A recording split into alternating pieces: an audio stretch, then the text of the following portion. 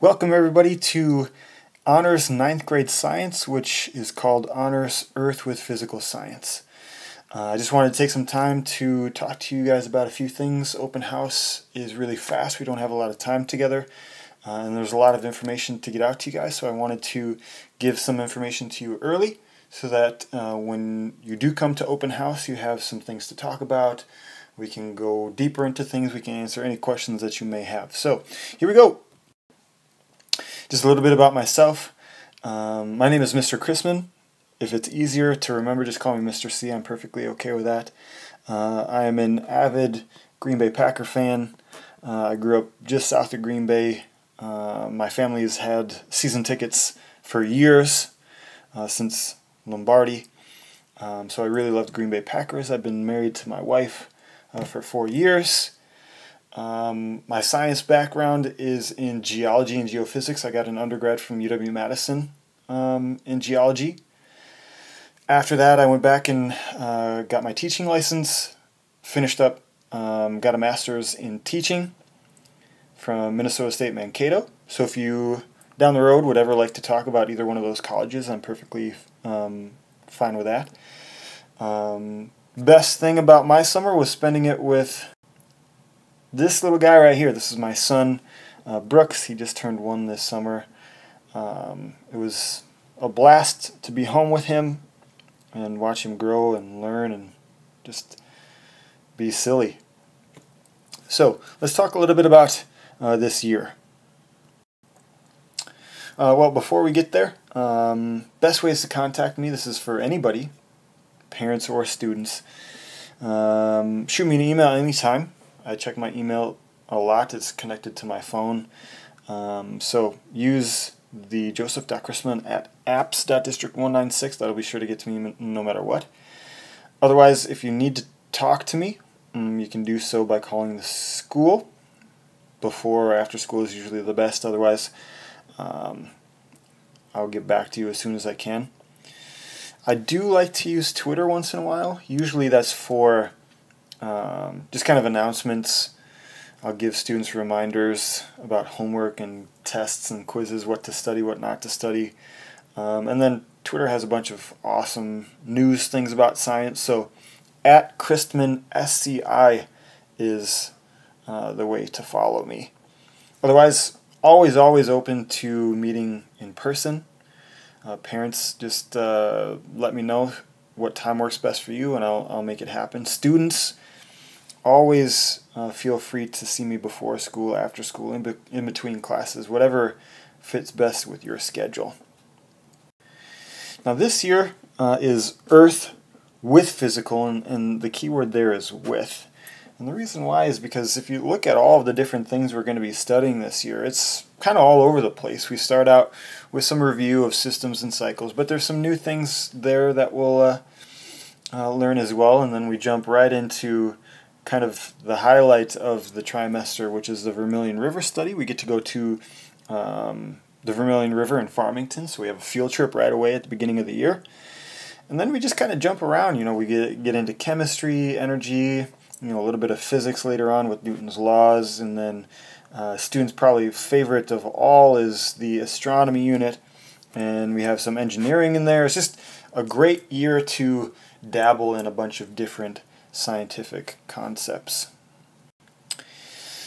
Now, getting to that field trip. Parents, students, please put this in your calendar. It's extremely important. So if you're in my second hour class, we're going to go September 28th, and we're going to go periods 1 through 4. So you're going to be gone through half of the day. And my third hour class, you're going to go the very next day, again, periods 1 through 4. So what that means is your classes that you're going to miss, you will need to see those teachers before the 28th or before the 29th and talk to them. They know about these river field trips. They are expecting you to see them ahead of time to get any missing work ahead of time so that when you show up the very next day, you're not completely lost. So that is the student's responsibility to do so. A little bit more about the field trip. Like I said, half day. Parents, always welcome to come and participate. You can come and see your student possibly fall in the river. We always have somebody every single field trip accidentally fall into the river. So if you want to, let me know. You can email me, or there is going to be a sign-up sheet at open house. It's a great opportunity to kind of get out in the field and see what scientists do. The reason why we do this is kind of twofold. One is to give students experience of collecting data, analyzing it, and then coming up with some sort of product. But I think more importantly is to give students a chance to see that what they're doing makes a difference. All of the information, all of the data that we collect, we then give to the Vermilion River Monitoring Project. It's an organization that monitors the health of the river to see if the river's health is improving or declining. And we've been doing this for over a decade, so it's really nice to see or to have students see what they're doing is actually important. Parents, please do not schedule appointments at all during that time frame. Even ahead of time, a week or so ahead of time, we're doing a lot of prepping for the river. If they miss that, then they're really far behind. So as best as you can, please schedule doctor, ortho appointments, dentist appointments at another time.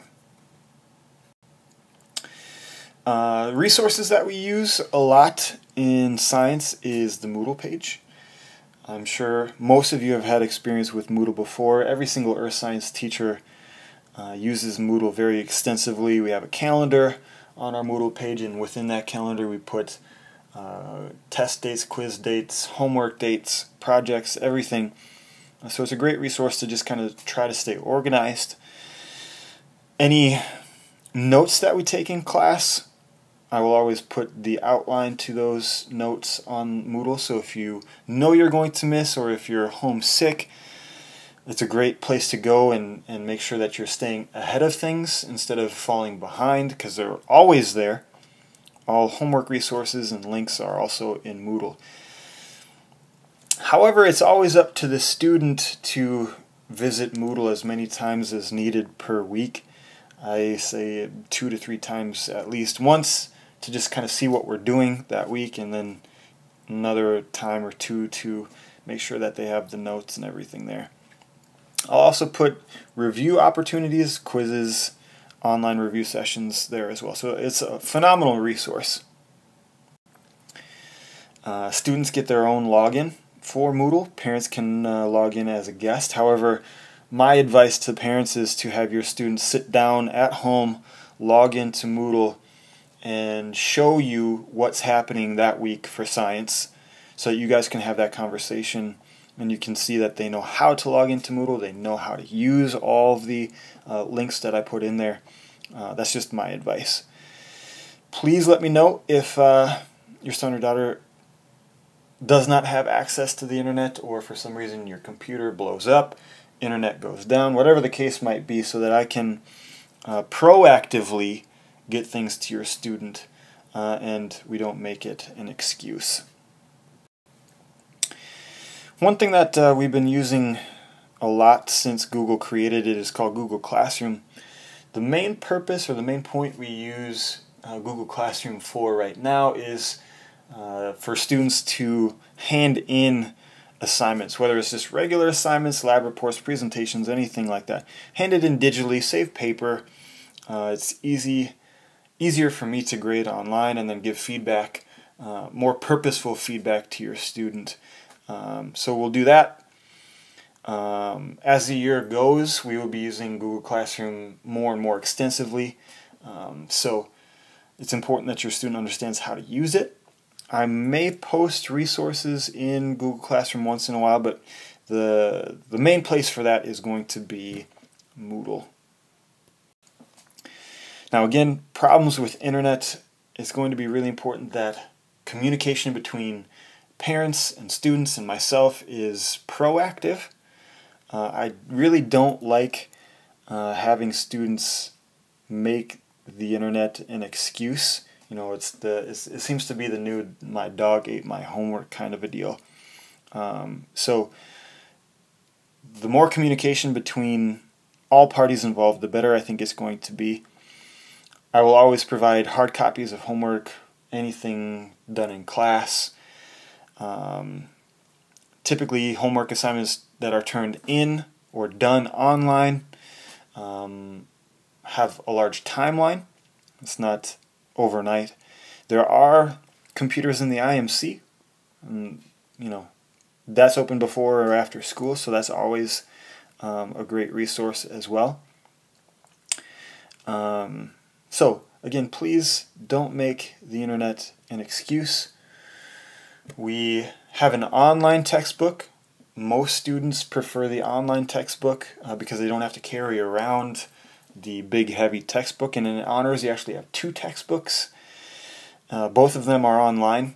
However, my advice is for all students to get a copy of the actual textbook, the paper copy, take it home and leave it at home all year, just in case you have that problem with your computer, it has a virus or whatever the case might be, just so you have that backup plan. And I'll hand out textbooks the first week of school. Now, what we're going to be doing to make sure everybody is showing progress is at the beginning of every unit you're going to get, or students will get, learning targets. Now those learning targets are based on state standards for 9th grade, and what we do is we take those standards, turn them into learning targets, and then in order for students to show that they have mastered the learning targets, they're going to be doing things, whether that's notes, quizzes, projects. All of that information is going to be stored in a 3-ring binder, and that 3-ring binder is going to be organized. I'm going to teach your students how to be organized. It'll have all of their notes, all their homeworks, any assignments, any quizzes, labs. The binder or the portfolio also serves as kind of your all-in-one study resource. So when we have a big unit test, I tell students the only thing you really need to study is your binder. Look at the pages for that particular unit, go through all of them, and you should be good to go. The binder will be graded, partially on organization, partially on work completion. So it's important that they have the binder all the time, it's organized, everything is done, otherwise they're going to lose points. And those points to me are the easiest points that they're going to earn this year. We will have pretty much weekly quizzes. Those quizzes will be based on specific learning targets.